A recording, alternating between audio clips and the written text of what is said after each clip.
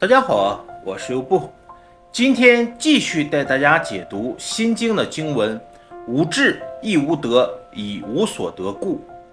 我们先看“无智亦无得”这句经文，我们先不要在“无”字上面着手，我们应该先从“智”与“得”上面去做一番认识与了解。我们千万不要一看到“无”字就认为它是一个否定。我们知道这个智是在谈智慧，那么当然我们就先要了解智慧的本身是什么。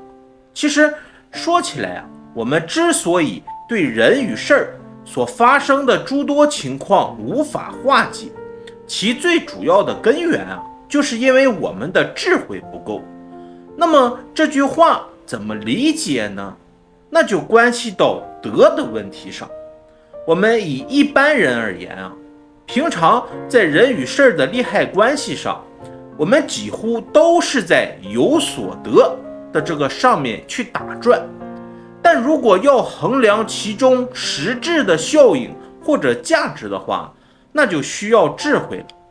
这个德对于某些人来说名声地位就像一个招牌，一面旗帜。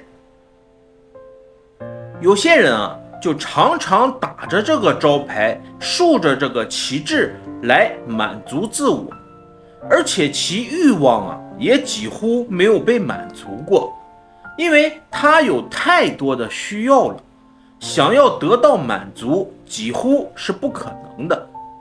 那么为什么我们总是得不到满足呢？其实这就涉及到智慧的问题了。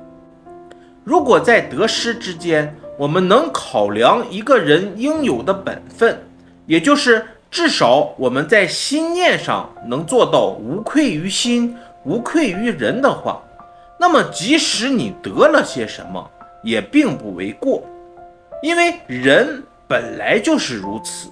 可是如果你想有所突破的话，那么就需要依靠智慧。很多人得到了名声地位以后紧接着就做出了贪赃枉法的事情，结果最后被判了刑。其实这一切都是因为一个贪字在作祟。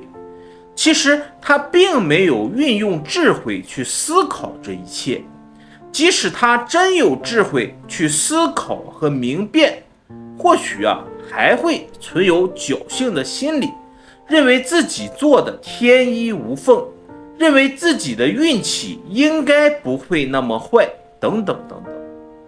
通常这种人即使智慧显现，也只是一刹那，最终还是被那个贪欲之心给淹没了。所以我们就可以发现，得往往是因为失去了什么，或者根本不抱持任何希望的情况之下，得到之后就希望能够把过去失去的不仅仅都能够收回来，还渴望能够得到的更多。那么是不是说涉及到德就是不好了呢？其实那也错了，因为前面谈到智慧的问题，世俗的贪欲当然是不好。如果我们运用智慧去认识它，了解它，就会发觉其中种种的不好。假使说我们以修行办道来讲，其实很多时候修行办道也是一种德。比如你得到了罗汉，那么你还希望成为菩萨；你得到了菩萨，你还希望成为佛。可是这种德不也是德吗？但是我们要了解，因为世间法的德会造成伤害，不是伤害别人就是伤害自己，所以这种德它会有伤害。可是于修行办道而言你成就罗汉，甚至还想成就菩萨，以至于成就佛的话，那么这种德是不会造成任何伤害的。那么我们就可以发现智与德的关系还涉及到人的本性。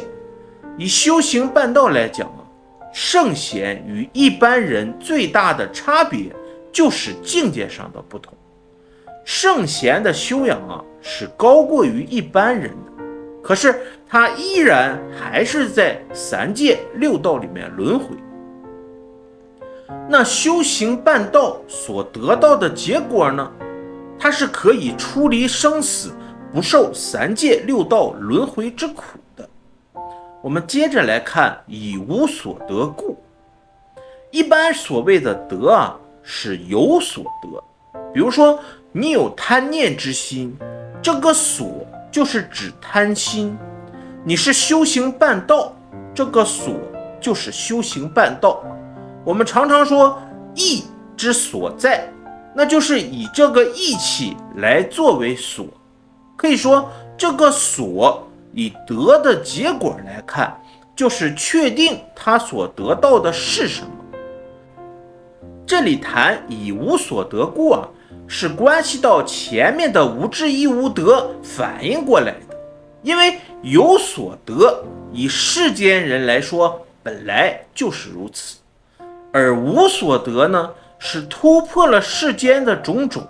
因为世间法会造成伤害，不是伤害别人呢，就是伤害自己。